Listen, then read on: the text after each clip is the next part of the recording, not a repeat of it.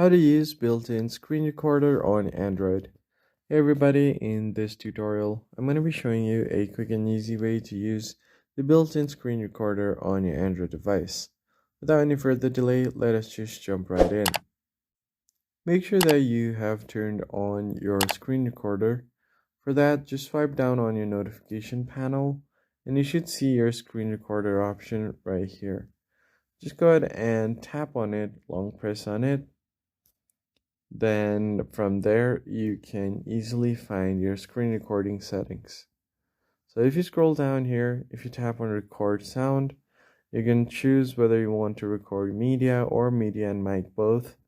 You can also have a selfie video and you can choose its size by sliding it down below. If you want to show touches and taps, you can do that as well. Just go ahead and toggle this on and you'll be good to go.